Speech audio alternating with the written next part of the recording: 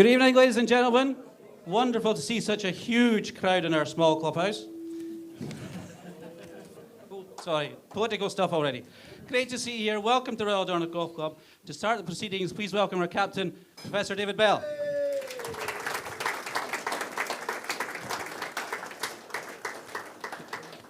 Thanks everyone for coming.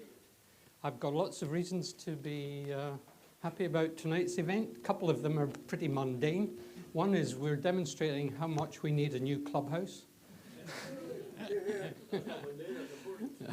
And secondly, this is great for food and beverage sales, which we need substantially. Anyway, it's my great honor tonight to introduce Paul Lawrie as our new honorary member. Paul is no stranger to Dornoch. Yeah. Thank you.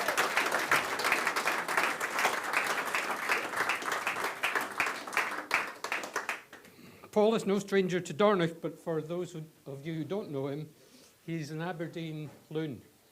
Don't know if it's politically correct to use the term loon anymore. I think you're all right. I'll let you off. For those of you who don't know the Doric, that means I've been lucky enough to spend 4 years in the Granite City, so I'm okay. That means a boy. Anyway, Paul turned professional in 1986, joined the European Tour in 1990. Didn't have to say that. That was naughty. Sorry, was that a bad start? Yeah, that's all right. Joined the European Tour in 1992, and his first win was the Catalan Open. It was. In 1996, you've 8 European wins in total and 3 top 10 finishes in the European Order of Merit. Got that right? I did. Thank you. Thank you.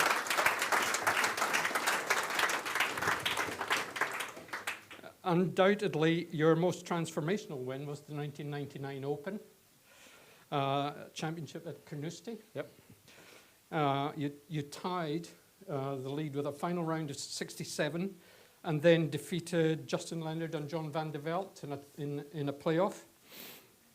It was an unforgettable moment, not only because you came from the farthest behind at the start of the final round, but also, and this wasn't to do with you, it was Peter Alice's comments on John van de Velde as he sat in the Barry Burn and tried to figure out what to do next. So it was a very memorable occasion. Anyway, Paul was a member of the European Ryder Cup team once in '99 and also in 2012. Is that right? That's correct. I noticed one of the key events was you pitching in from the back of the green at Medina. Yeah. That was one of your great moments, Ryder Cup moments. Who was that against? Thank you. Brant Snedeker. Okay.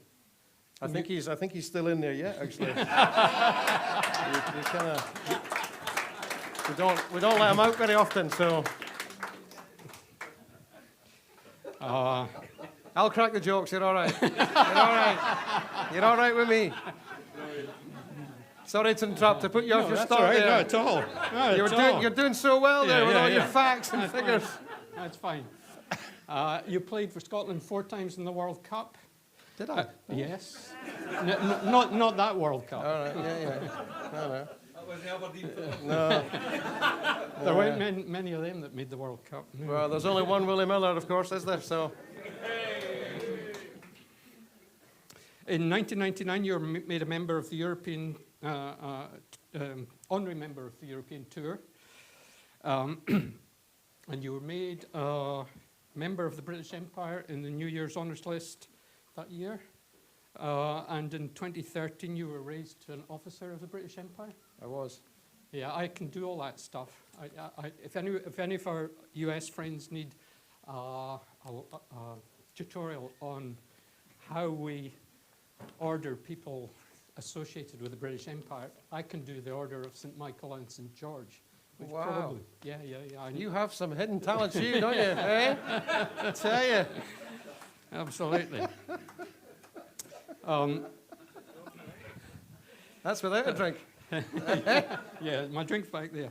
And that most recent honour was to do with your contribution to junior golf, which you've been doing since you set up your foundation in 2001. You actually captained the European Junior Ryder Cup team in 2020? We didn't actually play it. That was during COVID. Oh, of but course, I was the captain, but never got to play. Yeah. We would have beat them had we played, though, of course. So in fact, Paul overall has made a massive contribution to the development of golf in Dornoch, starting from the northeast and then developing out into other parts of the country. And it's across the full range of support, coaching, equipment, competitions, and you have also helped players transition from the amateur to the professional circuit. We do, yeah. Yeah, I'm thinking of Richie Ramsey, who was one of our Sterling graduates. Right. Who's doing reasonably well now. Doing very well, yeah. Yeah. So Paul also has a lot of connections with Royal Dornoch. We hosted the Paul Lawrie Jug in, I've lost the date. I can't remember when was the. Neil? Yeah, Neil. No. The junior jug was here, wasn't it? Yeah. Junior jug? Was junior jug here? 2016, I don't maybe. think so, was it? Was it? Yeah, we'll go with that. We'll go with that. It was here. Yeah. And in 2016, which was our 400th anniversary, you played with Sandy Lyle and some of our juniors. We did, that's right. Yeah, It was lovely. Yeah. And he also helped with Wade Cormac's PhD on the history of sport and golf in the Highlands. And in 2020, I remember this because I was stood there. You opened the new 7th. I did, You indeed. drove off the new 7th. I'm afraid this event is taking me out of practice Oh dear. for Sunday because I've got to drive off on the new 8th on Sunday. So it's a real step down. Well, clearly. I mean, clearly my invite was lost in the post. I mean, Yeah. I'm sure you'll do very well. Thank you. Hold your pose, you know. Could you give me a lesson? Oh, perhaps? I think I remember making a birdie when we opened the hole. Is that I remember? I had a very sore back, but I made a wee three down there. Yeah.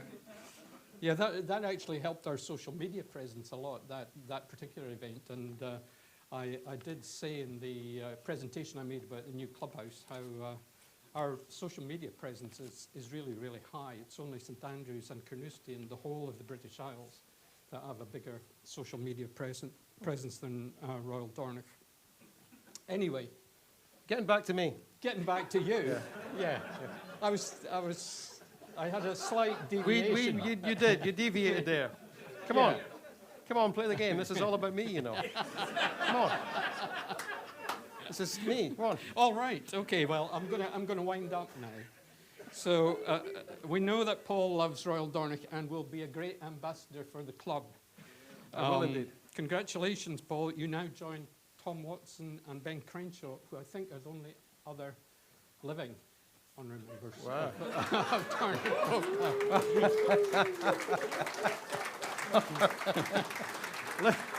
So, living for the time being, yes. So, Wow, look at that. Isn't that astonishing? Oh, wow, look at that. yeah. Absolutely fantastic. Okay. Thank you very much. Congratulations. Thank you very much. Okay. Thank you. There we are. Thank you. Now I'll let you get on with the show. Okay. I'll give that back to Neil. Well, I think just before we start the Q&A, obviously from my side, I didn't realize how few honorary members that you had here, so it's amazing for me, obviously, to be added to that list. I've been coming here a long, long time. I played the Dennis Lovell here when I was assistant professional.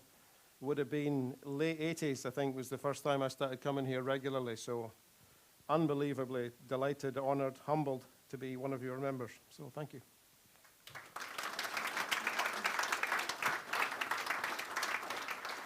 Very nice, thank you. It'll be pride of place. I don't know where yet, but it'll be pride of place. Marion I said- should drink more often, actually. Marion says she's got a spot for it, don't worry. Has she? Right. Marion will know. You want me to sit here or there? Or? You just stand there a second. Oh. Paul, thank you very much. It is a great honour to have you as a member, and I think Thank we're you. all delighted with the attitude you have to the game of golf and to Royal Dornoch, so thank you for that. Pleasure. One of the things we've talked about are the juniors and your efforts for juniors and what you've done for the juniors. We have ourselves a thriving, a growing, a burgeoning juniors section. Fantastic. Well over 120 kids Wow. from the area are getting put through their paces of all different ages. And so tonight, we have a small prize game. There's a couple of trophies from last year we didn't get a chance to put out. We thought, what a great moment to honour these juniors, Okay. to get you to present the prizes. Oh, I'm going lovely. to ask our brand newly appointed teaching pro, Ali McNaughton, to come up and help us with the presentation.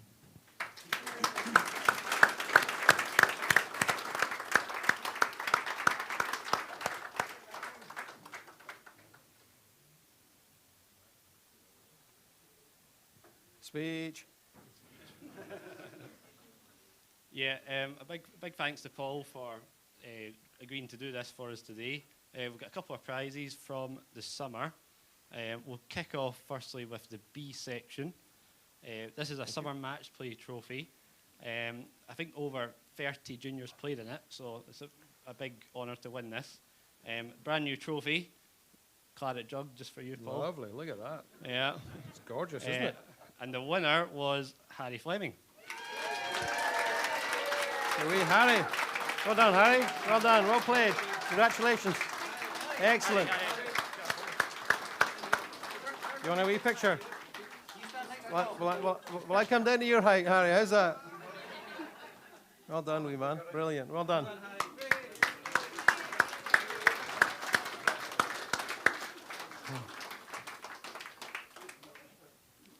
Our second trophy is for the A section summer match play champion, and that was won by Kieran Allen. Kieran, well done. Congratulations. Very nice. Well done. Oh, you're a bit taller, so I'm all right this one. You're just helping my knees. Excellent. Well done. Thanks very much, Ali, and thanks to Paul. I'll stand here. Now that the floor is open, really, we're going to, and Paul's agreed to stay all night, he says. Yeah. Or for as long as it takes, so we can ask as many questions as you like. And I'll kick off with a few, but please, if you have a question, put your hand up. We'll bring the microphone, and you can test Paul on anything. Golfing knowledge, zero. I think the most important thing for us as Paul is the juniors. Yep. I mean, you've done a lot for juniors, but when you were Harry's age, size, what was your motivation to get into golf? What did you see? What was the future for you? Why did you play golf?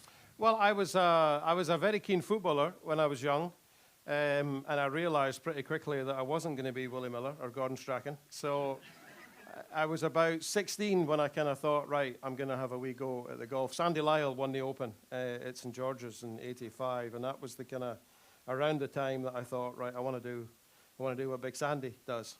And I started just practicing and playing and really getting into it. I turned pro. The PGA, the limit to be a PGA pro was 5 back then. So I turned pro a 5 handicap, 17 years of age. I had no real idea that I could be what I ended up being, not just an idiot, but a decent golfer. But just hard work. You know, I hit balls every morning before work. I hit balls at lunchtime. I played golf at night with the boys in the pro shop. I was the junior assistant, so I was the guy that did the hoovering, the dusting. I got all the terribly nice jobs. And then you just start playing, and before you know where you are, the confidence built a little bit, and I started winning some things at the PGA level. I got my tour card at the first attempt, so again, there was a huge confidence boost from that. I kept my card very early in the season, the first year, and things just go before you knew where you were. You know, we'd played 600 events, and things had gone kind of pretty well. So you just don't know what's going to happen. But I had no idea that I could be what I ended up being as a golfer. That was not my intention. I turned pro to be a PGA pro, and serve the members in the shop would have been the idea. And had that been what it was, I would have hated it. But no, I would have loved it. But that's just what it would have been. So you just never know what's going to happen. But I mean, I I hit my fair share of balls. I mean, I wasn't scared to get out there and do a bit of work, and that's what it takes. It takes kind of digging out the dirt and hitting loads of balls. 1,000 balls a day would be roughly what I was hitting. So your advice to these young kids is... You can't hit too many balls. You can't chip too much. You can't putt too much. You can't throw balls in the bunker too often and hit them all out of a bad lie. Because now and again you're going to get, you can get these lies. Nothing's a perfect lie. I never ever practice from a perfect lie. I always throw them out and you play them from where they lie, because the ball's never sitting beautiful in a tournament. I found that a lot. So you just got to practice. That's all it takes. It takes time and it takes effort. The rain, the wind, the cold, Everything. I used to scrape the snow off the mat to hit balls every winter. Hardly missed a day.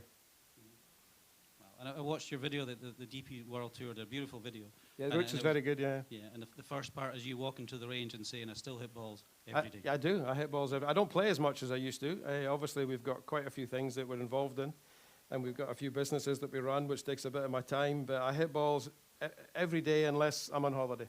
So I didn't hit balls today because we're up with the motorhome. We're staying down at the caravan site. So the next 3 days I won't hit balls, but I'll hit balls every day next week. Still do it. And a day like today, what does it feel like? Are you missing it? Are you pining for hitting balls? Is there something not right if you don't hit balls? No, I mean, years ago that would have been the case, but now, I mean, obviously I only played 8 events last year. I didn't play an awful lot of golf. I don't really want to play an awful lot. I played the tour for 30 years and you travel and, it becomes a job, and I was needing a bit of a break from it, so I'm not going to play an awful lot. But when I do play, I enjoy it more now than I ever used to. Because and I understand that every club member and probably every person in this room would love to be a Tour Pro golfer, but when you are a Tour Pro golfer and you do it for 30 plus years and you're traveling 35 weeks a year, it's hard going. But, I would never moan at what I did because I enjoyed it. But I mean, it does kind of take its toll a wee bit after a while. But no, it's fine. I'm kind of, apart from my back, I'm hunky-dory. And as you can see, I'm an athlete. So what do you want? I mean, what more do you want? Just winding back, you've talked about the beginning of your career, you've talked about the end there. I mean, you're now on the Legends Tour, and you win on the Legends Tour. Is the thrill of winning the same as it was with the Catalan Open all those years ago? It still is difficult. Winning's not easy. I mean, no matter what level you play at, whether it be a junior medal or a main tour event or the Open, winning is tough. The standard at every level that you play at now is not easy. I played 8 events last year. I won 2 of them. I got beaten in a playoff and 1 other. There was only 1 event I was outside the top 10 of the 8. So I was competitive, but I mean, like I say, I still put the work in. I still want to, when I do play, I don't want to play poorly. I'm still a bad loser. I'm not a great loser.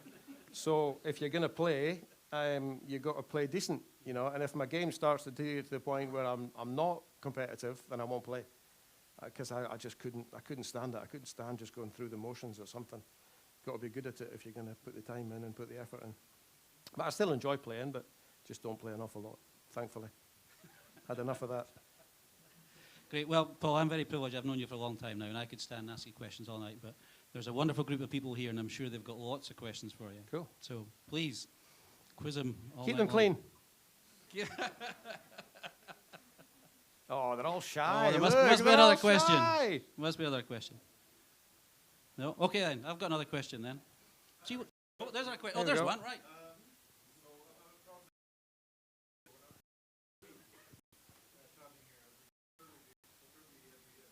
Good lad.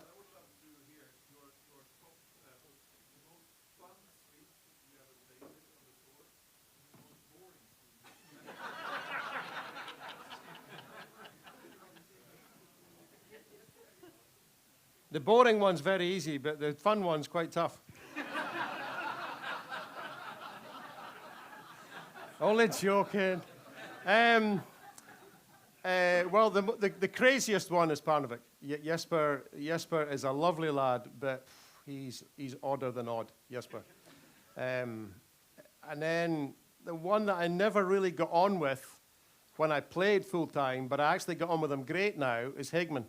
Jochen Higman, when I played full-time, he was very, very slow. He wore big, long spikes in his shoes. He didn't have great leg action, Jochen, and he used to wear these massive, great spikes, and he would leave, and he would bend down on oh, man, he was a nightmare to play. I didn't like playing with him at all. But now in the seniors, man, he's lightened up quite a lot. He's actually quite a nice lad, Jochen. And I mean, we've been lucky. We've played in Sweden, you know, quite a lot on the tour, and always enjoyed going there. But Jesper is madder than a box of frogs. He really is out there. But he's good fun. He's good fun to be around. He carries 3 putters in his bag some days, Jesper. He doesn't know what he's doing, what's going on. But man, but no, I always enjoyed my time in Sweden. Now, yep.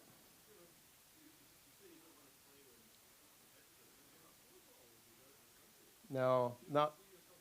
No, I play with the boys quite a lot.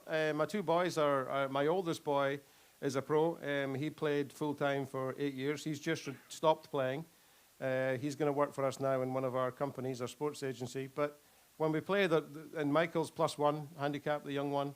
So when we play, it's competitive to play with them because I don't want to lose, you know, to them. I mean, just do anything to win, to be honest. But I've got a few guys that I play every now and again. You know, you might have 9 holes or something.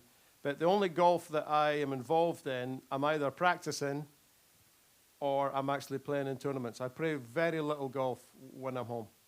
Now and again, we might nip down and play 9 holes at the golf centre, but very seldom. I normally hit balls in the morning, every morning, and then I go back to the golf centre. I've got an office there, and I work in the afternoon on the stuff that we're involved in. I'm really busy, all that sort of stuff, and I'm enjoying that. But I don't really have many bounce games, no. It's not something that I ever did, because when it's your job, it's your job. You know, I mean, I can't have a bounce game. I've got to mark the ball and count my score and work on my swing. It's no fun playing bounce games, because it's your job, isn't it, really? I mean, people can play golf and not be bothered where they hit it. I can't do that. I have to be kind of, you just get angry, even if you're playing in a bounce game, if you've not hit the shot you want to hit. So maybe one day, when I'm really old. I'm old just now, but when I'm really old, maybe I might play some bounce games. Yeah. Yeah.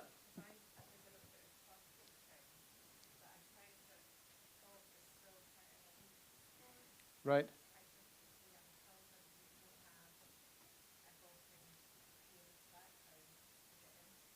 Well, that's why we started it in the first place, because we found that straight after I won the Open, we wanted to start it, but it took us a little bit longer than we planned. The council were kind of messing about a little bit. And 2001, we started our foundation. And the idea of our foundation is to, A, take the cost away from the parents, is the biggest thing, because when we started, we had a few families that had 3 and 4 kids each, and they were playing football, they were playing golf, they were skiing, they were doing bits and pieces, and there's just no money to do all of that. So now, and our foundation has always been, it's like £3 to play one of our events, and they get sort of £15, £20 of giveaways every time they play an event of ours. And that's the idea. So they get Pro V1 balls, you know, they get something to eat, tees, markers, jumpers, shirts, hats. So the parents love us, but that's what it's all about. And the other thing that we're big in doing is that anybody can play. It doesn't matter. You don't have to have an official handicap to play. The flag events, the works where you get 36 holes to go around 9 holes, and whenever your 36th shot lands, you put your peg in the ground. So the furthest one round get us gold, silver, and bronze medals for the ones that go furthest round. But again, any age group, any ability, you can come and play in our foundation events, and it's unbelievably inexpensive. And I mean, I think there's not just us, there's loads of people now that are working hard and making sure that kids are kind of coming through. And ideally, some of the boys have, like David Law came through our foundation, who's now, you know, 1 on tour. That wasn't the intention of the foundation, but when it happens, it's a bonus. But the idea is to help golf clubs with memberships, was the initial idea of the foundation, to get more kids playing. So they didn't turn pro, but they become a member of a club. So it just takes, I mean, we've been going since 2001, and we feel we're getting there, but it just takes, a lot of time and a lot of money to do what we're doing. But, I mean, you know, we enjoy it. Pretty good. We have 20-something, I think, flag events, and now most of them are played at our golf centre. When we bought it, we kind of put them on there because it's a par 3 course and it's ideal for the young kids. But golf clubs in the area have always been, you know, pretty good to us. Of course, you're going to have the odd club that's stuck a little bit in the past. You're going to have that for a wee while, but I think we're getting there with a lot of stuff like that. We're breaking down barriers all the time. It just takes a bit of time. But they're pretty good, to be fair. Yeah. Does it ever bother that you don't get the adulation or the credit for your Carnoustie win? It was all taken to Van de Velde. Because I think you were the only one in the 60s that actual stage, wasn't it, that got you there to the playoff anyway. Does it ever bother you that you don't seem to get the same adulation? Nah, because Monday I jump in my... You won it anyway. Monday I jump in my Bentley, Tuesday I jump in my Ferrari, Wednesday I jump my Range Rover. Nah. No, seriously, I for a long time it bothered me, obviously, because you're kind of... The way it happened, I was younger then, you know, I was only 30 when I won the Open, and that kind of bugged me for a long time. But you get a bit older and you kind of think, well, people can think what they think. You know, your name's on it, your name's not coming off it. So however it happened is how it happened. I remember Ray Floyd handing Faldo a Masters, and nobody ever credits that because Nick won 5 or 6. So when you've got that many, one's not going to... But no, it doesn't bother me now. It used to really bother me, I must admit. It used to really rankle with me a little bit. But hey, you get older and you get more chilled and you drink a couple more beers of an evening. It's fine. It's no problem. But no bother now. It used to bother me a lot, though.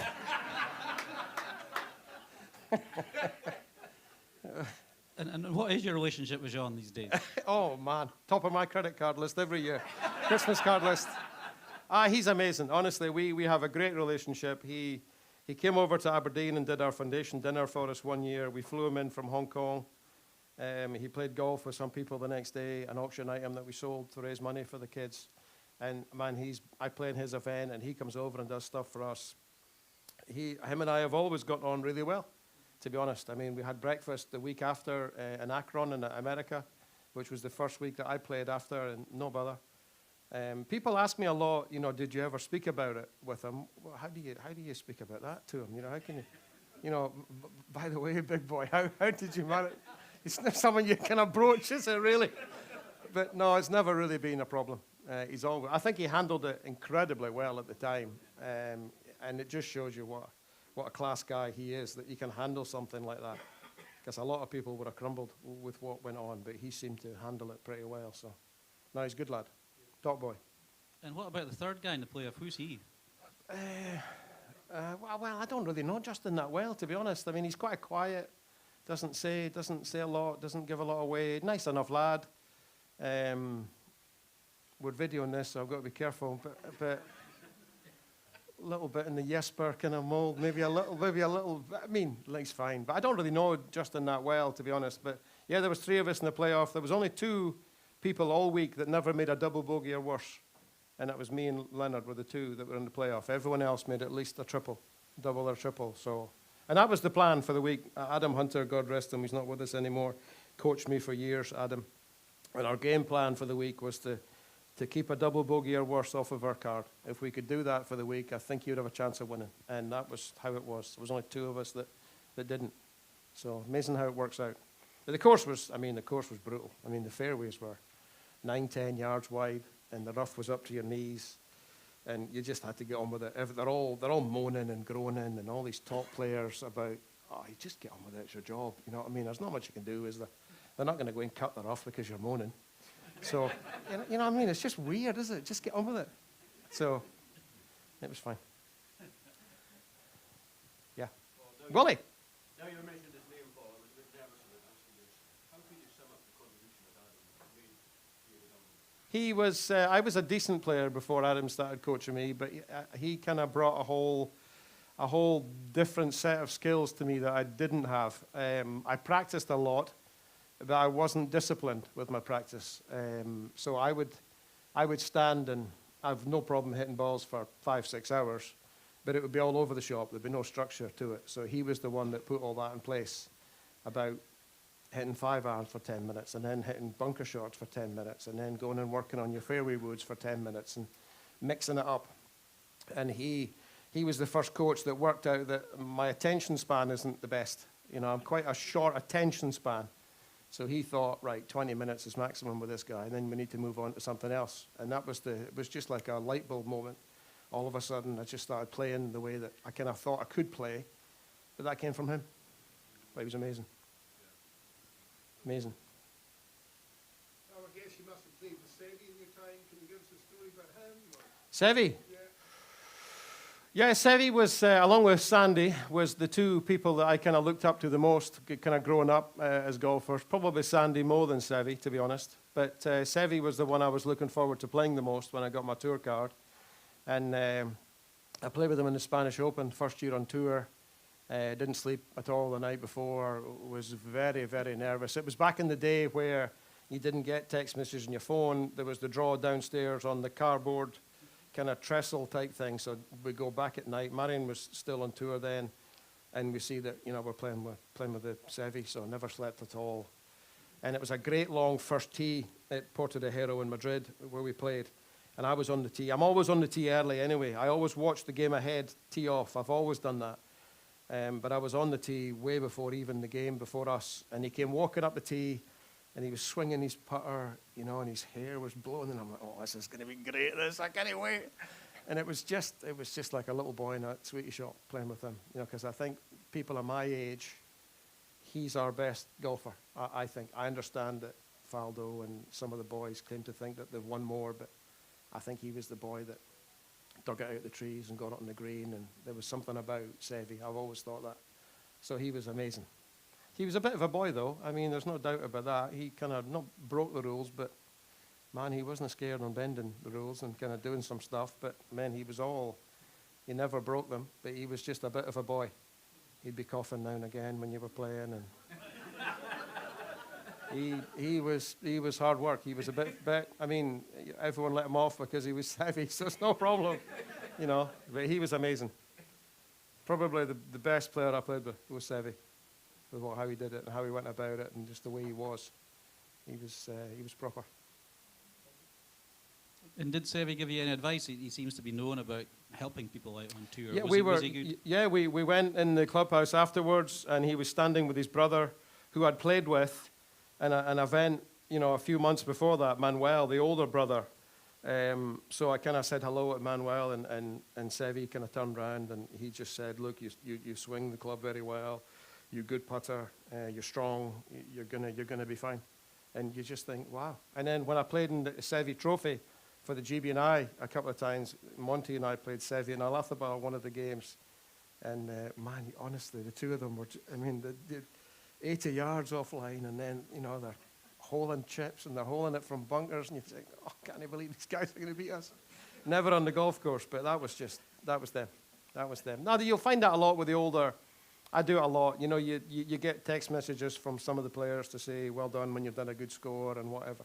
And, I like to send off a text to all the Scottish boys. So Sevi was one of those. He would have helped you, no problem.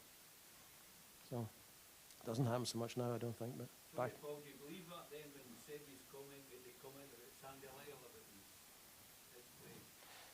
yeah. Just two of them left in the world? Yeah, well, unfortunately, by the time I got to play with Sandy, he was a little bit, not gone, but his powers had gone from what he was before. So I never played with Sandy at the height of his powers. But by all accounts, if you've got somebody like Sevi saying that, then, and Sandy's probably the nicest golf pro I ever met. Unbelievable. Just the first time I ever saw him, he was in the car park at the Forest of Arden at the English Open. And he was washing his car in the car park at the golf tournament. You just think, Sandy, what you doing, man? Honestly, you're washing your car, man. What you? That was just him. And he plays golf with the jacket open and the towel on his neck. And it's just Sandy, honestly. But what a great guy. Nicest guy I ever met as a golf pro. Again, came to do our foundation dinner for us. We were at Skibo Castle. We had a golf thing there. And Sandy came and did a Q&A and just blew everyone away with the way he kind of goes about stuff. Quality guy. So, great career. Now, it's gone very quiet, Neil. You frightened them all. Well, and your two Ryder Cups featured two of the greatest comebacks of all time, one way and one the other way. Yeah. And how did the team and you react to both of those, obviously? Well, let's only focus on 2012. Let's not go with the... No, but you're right. 1999, we were 10-6 ahead, playing the singles and lost. And then 2012, we were 10-6 behind and won. So you're not going to get two more. But the Ryder Cup is just, I mean, it's just a special, special event. You know, you're in the room with players that you kind of look up to and players you never thought you would get a chance to play with, and all of a sudden you're on the same team as them. And Brookline was that was one of the last ones that was probably a little rowdy, a little out of order, and then it got a lot better. Sam Torrance and Curtis Strange did a great job turning it around again, and now I think it's competitive, but it's now friendly. It's how it should be. It's a match. It's not life or death. But 2012 was unbelievable to come back from that. Sometimes I think I'm still drunk from that party yet. I mean, it was just amazing to be a part of that. And I hadn't played in it for 13 years, so it was a long time.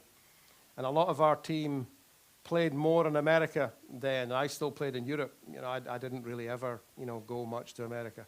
So I didn't know a lot of the guys in the team, but as soon as we arrived, you know, everyone just made us feel unbelievably great. And the most nervous you'll ever be of the Ryder Cup. It's just frightening. Tee shot in 19, and I couldn't get it to sit on the tee. I couldn't stop my hand shaking. And you're not in control of your unbelievable feeling. I mean, the Open at Carnoustie, hitting that 4-iron, never once did I ever feel like that. Felt in control the whole time. Ryder Cup, I just never once felt like that. You don't feel in control of your body. It's weird. I suppose you're playing for other people and you're playing for a whole nation. But no, they were special. 2012 was better than 99, obviously. but great events. Absolutely, yeah. Anyone else? Can you just talk about momentum in match play? That chipping against Serbia in 2012. How did that affect the rest of the match in your opinion? Well, that was a strange week for me because I had been, the week before, I won at Johnny Walker at Gleneagles and played probably the best golf I've ever played in my life, tee to green, and putted terrible and won the event. And then I went to the Ryder Cup, and the same thing. I played really nicely, tee to green, the matches that I played, and I couldn't get the ball in the hole. It was a very frustrating week. Marion, I'll tell you, coming back to the room, just raging every day because you're playing good and can't get the ball in the hole. And then I got a putting lesson from Darren Clark on the Saturday night before the singles, and just something really little. And you'll find that as well with a lot of tour pros, guys that you kind of maybe know, and they know your game really well.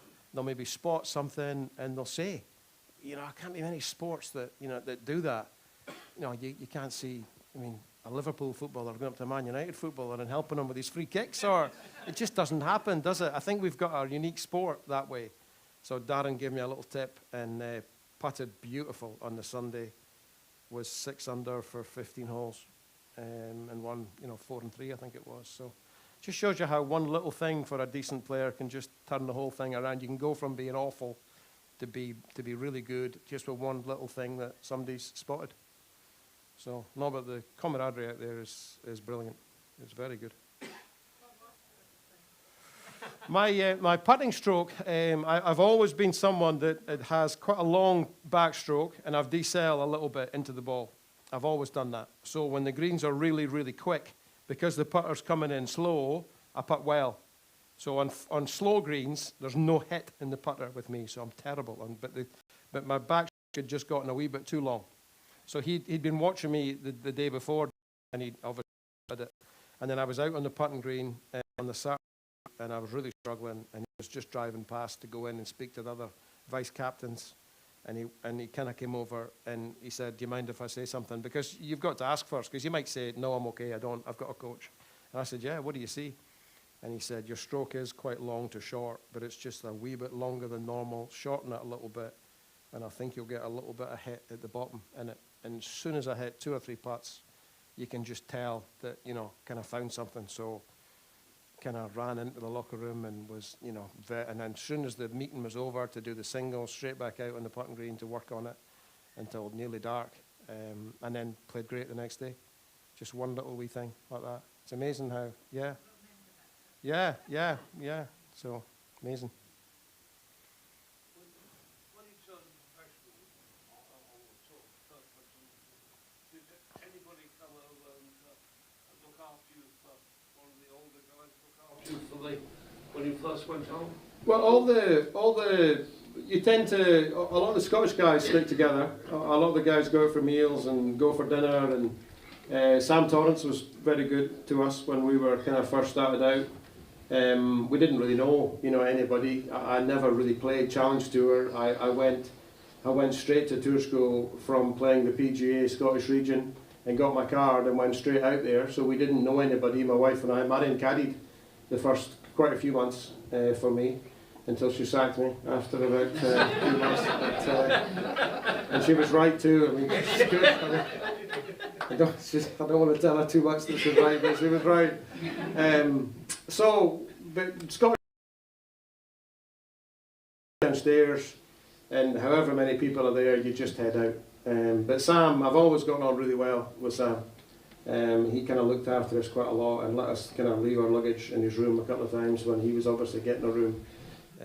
And none. So he was pretty good. But everyone's good, to be honest. And you do that. If there's a young player, you kind of take him under your wing a wee bit and you help him. And if you need any advice, just let me know.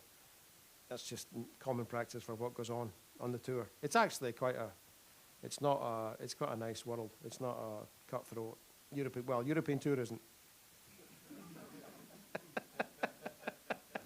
Don't know why I was looking at you when I said that.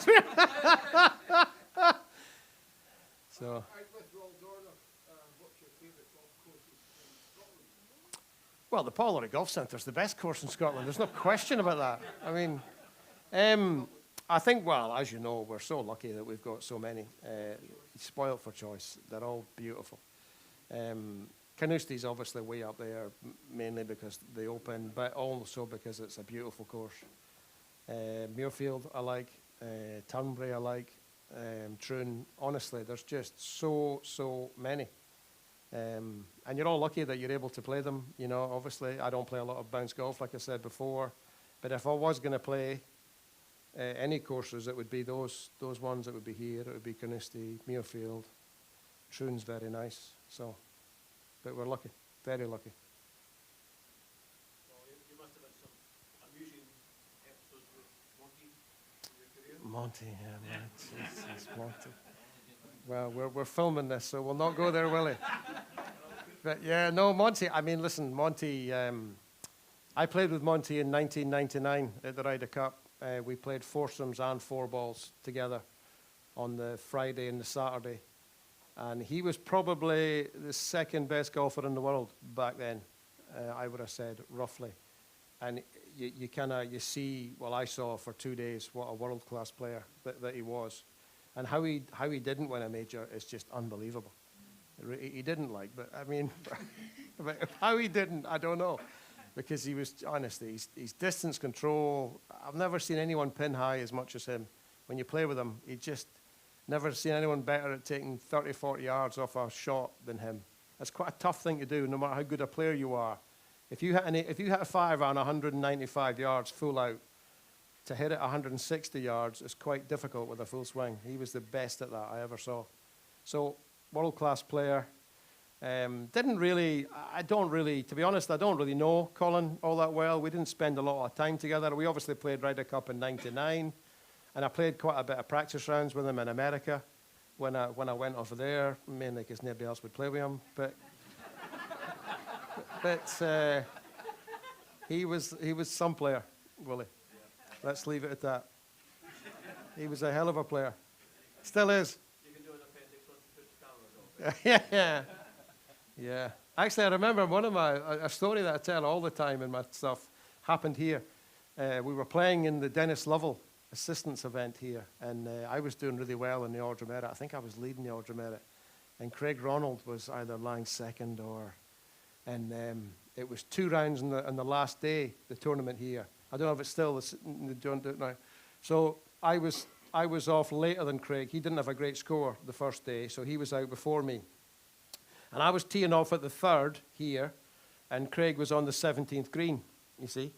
And we were playing 2 rounds on the final day, so he hit his putt from about 20 feet, and he missed it, so he tapped it in, and he went back and had another go at it, which obviously 2 rounds in the one day, you can't do that, you see. So and it's not that they were never that friendly, to be honest, Craig and I, but it was a joke. I mean, he came up the hill towards the third. And I said, what score are you, Craig? And he said, I'm 2 over. And I said, well, you're 4 over now. You can't practice your putting. And I don't know if he tells that story, but I certainly do. What score are you? Oh, well, you're 2 worse than you were because you can't practice your putting. What a shame. I'll never forget that, honestly. Magic. One of my favourite lines. I thought it was funny. I'm not so sure he did. But there you go. No. Tell us a bit, Paul, about the Tartan Pro Tour you started through COVID. I think that was a great initiative. You know, you've talked about things before that, but you really grasped the nettle there to get the boys out playing when there was no golf to play, and now it's growing really well. Yeah, it came about the Europro, which probably was the biggest satellite tour in the UK. It decided to cancel the whole year because of COVID. I don't know why. Maybe it was just going to cost too much to test the players. I don't know. So my oldest son, Craig, as well as my nephew, Sean, they were playing, on that tour, and they're not PGA qualified. There's no other way of earning money. And there was a pile of them in that same boat, male and female, because all the tours had stopped. And then we thought, I wonder if we could lay on, some events for them to play. And so we laid on 6. And we had great support, obviously, from, yourself and clubs like Royal Dornoch, and we laid on 6. And then it grew to 12 the following year. We had 13 last year, and we've got 13 again this year. So the whole thing is just snowballed. And again, but my wife and I, we've always had great support from people. I mean, I think they can see how much we put into it, and they see how much it means to us. So companies are very quick to come on board and give us sponsorship, and golf courses look after us. And we get courtesy of the courses, which is important because it's for the players. We don't take any money out of it. It all goes to them. So I think people can see that, and it's just growing. And we've now got a spot that the Ordre Merit winner from this year will get a full Challenge Tour card out of it. So again, that's another step up, for the tour. We're trying to get some invites onto the main tour for the Ordre Merit winner as well. We're just trying to negotiate that at the moment. So there's a lot of stuff happening with it, and it's male and female. They both play together for the same money. The ladies, obviously, the girls just play off forward tees, and we set up the golf course to suit everybody. And we have about between 6 to 12 ladies that play on the tour, which is great. We'd like a few more, but, it is what it is. And we enjoy it. I mean, it's a nice little tour. We play for about 25 grand, all the entry fees go into the money, and then the sponsorship tops up the other bit. So we're very proud of it, and hopefully it's just going to keep going and keep getting bigger and bigger is the plan. Great. Well done, Paul. Thank you. Mark? When you teed off on the last round of Carnation, did you see yourself being in contention? Well, I teed off. Even though I was 10 shots behind, I was in 13th place. So obviously I was quite a lot of shots behind, but not many people were in front of us. But obviously there was no intention of winning, when we teed off. My goal for the day was to try and get in the Masters, top 4 at the Open at that time, got in the Masters. So I thought that was an achievable goal, to finish top 4 in the tournament. But there was no intention of winning. But as soon as I got to, the crowd started swelling and the cameras appeared on the 11th in my final round. So you can tell, you always tell as a player, when the camera appears, obviously you're doing something right because they're now filming you, you're on the telly. And that was about the 11th. So right from then, I kind of felt as though, we were in there. And Jean made some nice pars, some up and down pars, and on his back 9 before he had his disaster. So he could have, the course was so tough, he could have gone earlier, but he did, he did really well to keep it going and keep his lead. So no, but there was no intention of winning. Thankfully, that happened later, which was nice. It was actually very nice. I drove home in my Subaru Impreza with the claret jug in the back seat of the car. It was a turbo, though, but...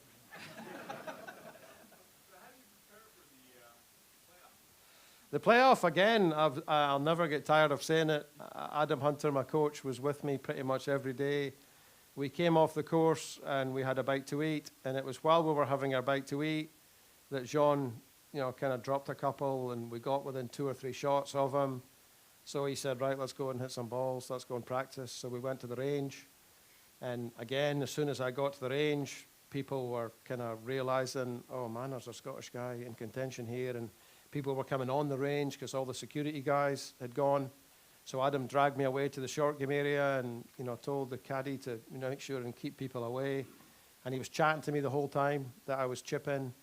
And then we got back in, and he got me something to eat. He ran and got me something to eat before the playoff. And coaches, if any coaches in the room will tell you that you've only got a couple of seconds to do the right thing and say the right thing to your player. And he did everything absolutely spot on, that day.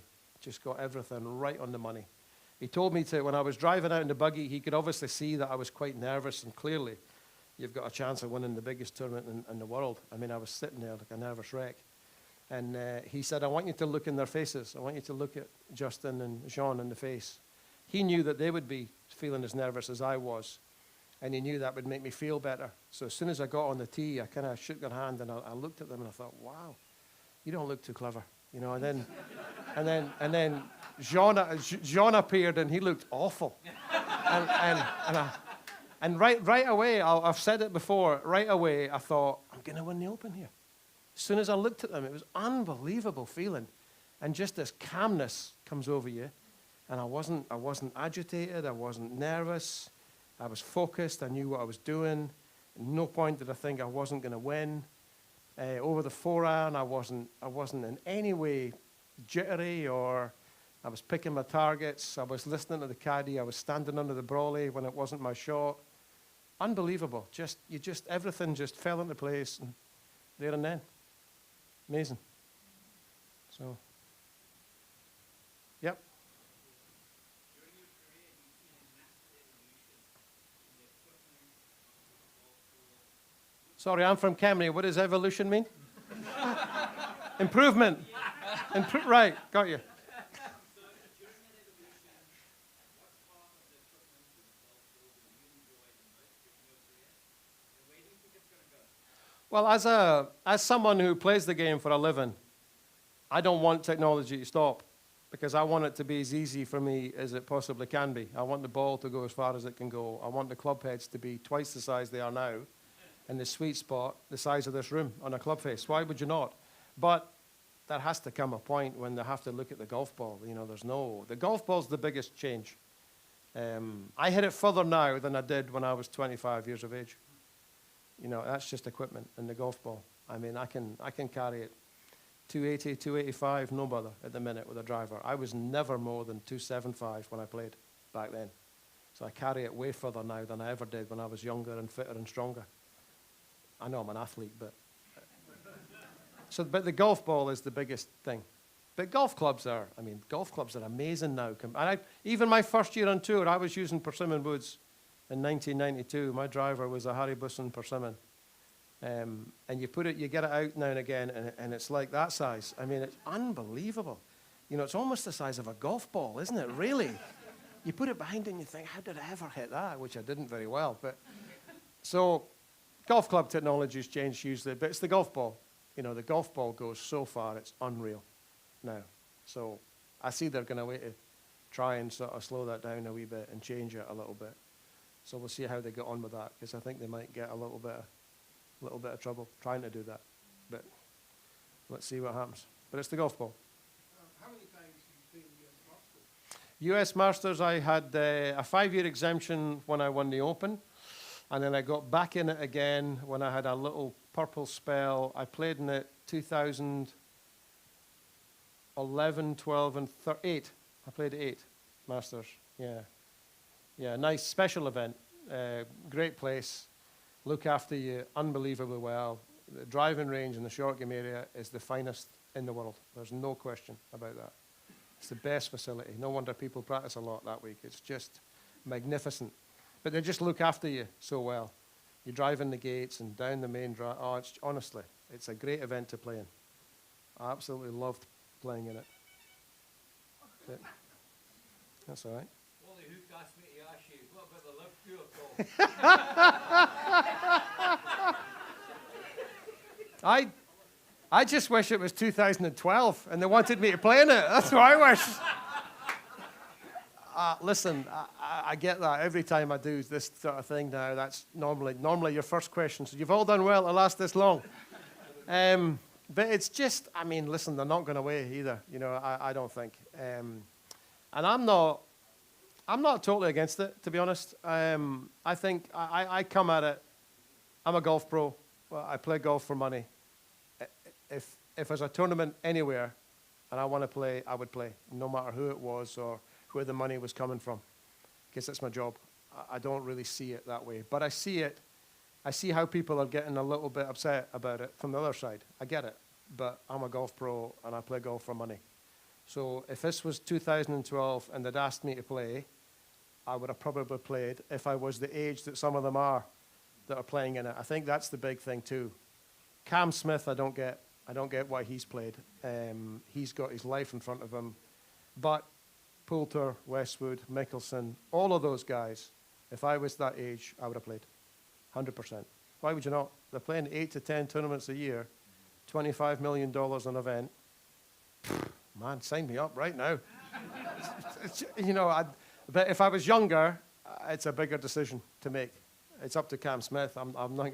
I can't control him. But if I was him, I'm not so sure I would have played. I just won the Open. Man, I don't know. But the older ones, no problem. And I think you've got to remember as well that I think Poulter and Westwood in particular got a lot of grief for it. And a lot of people couldn't understand why, you know, the Ryder Cup thing, that you might not be able to play in that. But they've given 20-odd years to the Ryder Cup. You know, they've won so many points for that. You don't get paid to play in it. I understand it's not all about money, but he's made that decision for him. And it's not just his family, it's his family coming behind him that he's supporting and looking after with that money that they got. So I think you've got to look at it both ways. What about Henrik? Henrik, again, he's 40, what's he, mid-40s, Henrik? Wasn't playing great, hadn't been playing great for a while. Well, I was up for that job the same as he was, and we all signed a contract to say that if you're in discussions or accept anything from Laird, you're not allowed to be the captain. So he knew that. Yeah. So for him to do that and take the job knowing that he couldn't, can't do that. And then he got a little bit upset because they took it off him. Well, what are they supposed to do? You're not allowed to be the captain and be a live player. They've told you that. So, but I mean, again, if I was him, I would have probably, the age that he was at, man, they're offering these boys a fortune. Why not? But I understand there's always two sides to every story. Are you involved in designing any golf courses? Not at the moment. No, we had one in Aberdeen that we did design, and we kind of went the whole bit with it. John Muir of Muir Group was doing it with us at Blair's, but it hasn't started yet, the golf course side of it. The houses are sort of starting to go up, but no sign of the golf kicking off, but that's the only one that I've been involved in so far.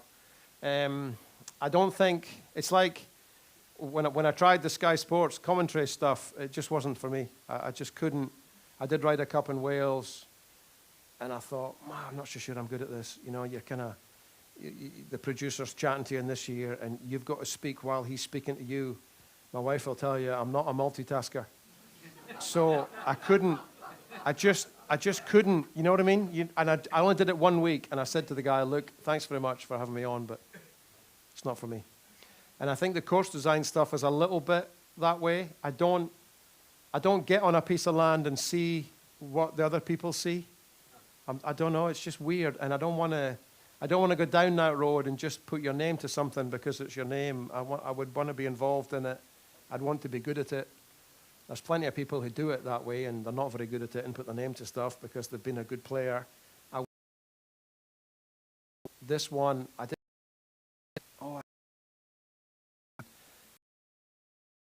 That when I went on this, so I thought, nah, it's not for me.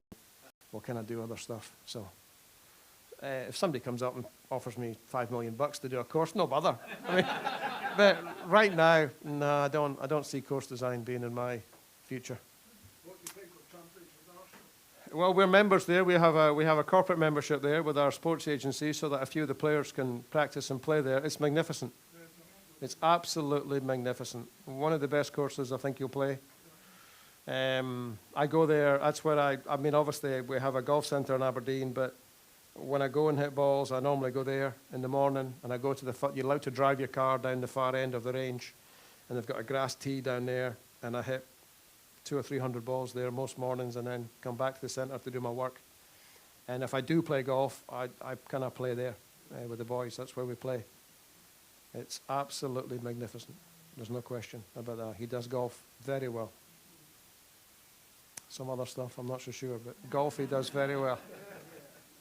There's a lot of this video you're going to have to cut out, by the way. or I want to be back. Or alive.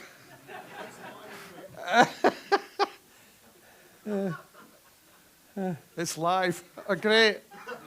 Love you, Donald. I love you. Love you, Monty. And, I've always loved John. That's all right. Oh, he knows the store. Anyone else? We all questioned out? Oh, here we go.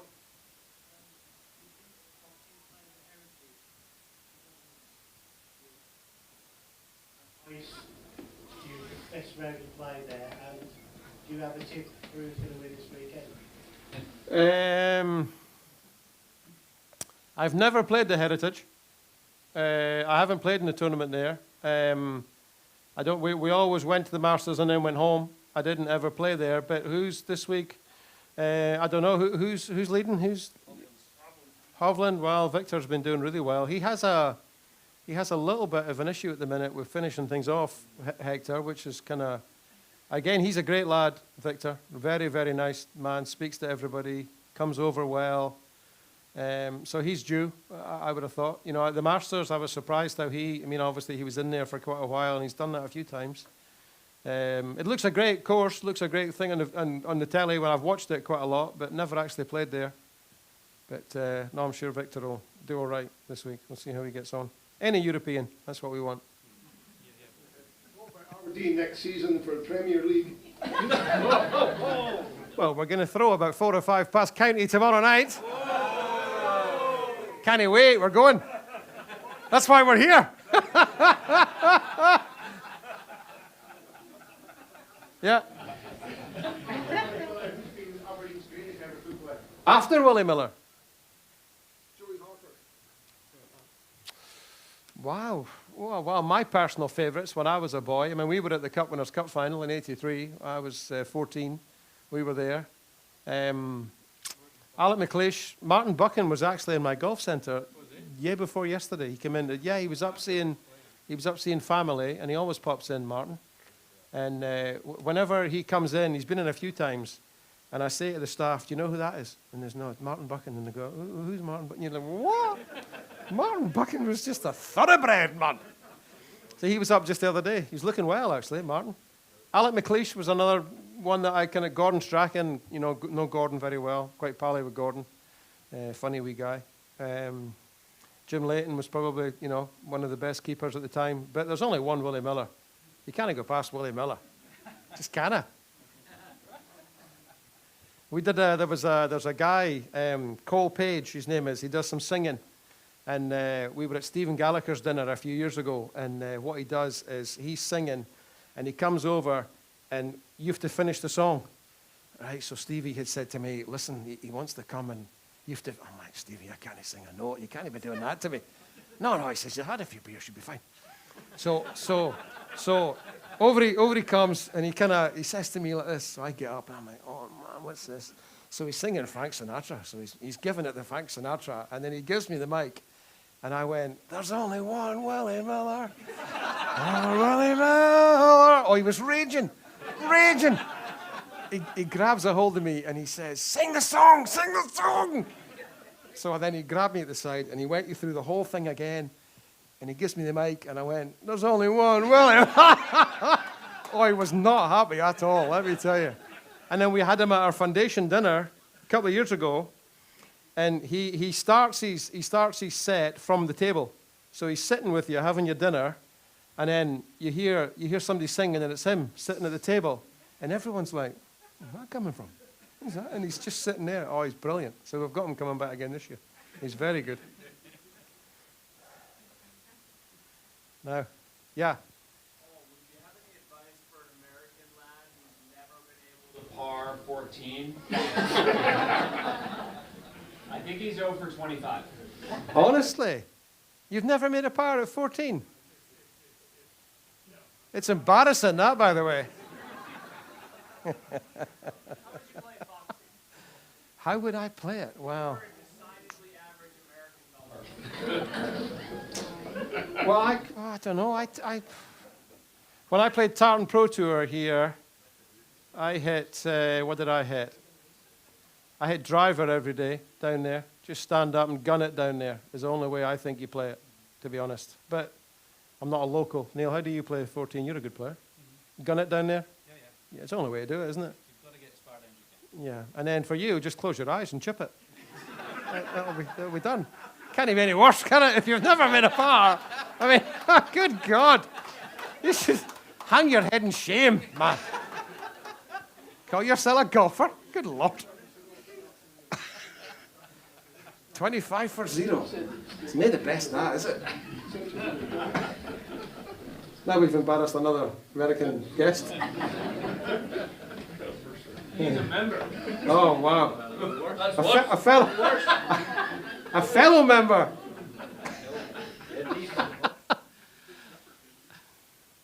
Thank you all very much. I think, as we know, Paul's not rushing it off anywhere. He's going to hang about. So do you have another question? If you want a photograph, an autograph, he's cheap for that. He doesn't charge much. So please make use of him when he's here. He's going to have a beer, I think. He's going to relax. Before we do that, our photographer here wants to take another couple of pictures with Matthew and with Harry and with Kieran. Yeah. But just in conclusion, and Paul, I think we are honoured to have you as one of our members. It's been a fantastic night. So, Paul, thank you. Thank you. Thank you. Listen, thank you. Well done, bud. Pleasure. Can I take this off now? Is that all right? Can I take this off?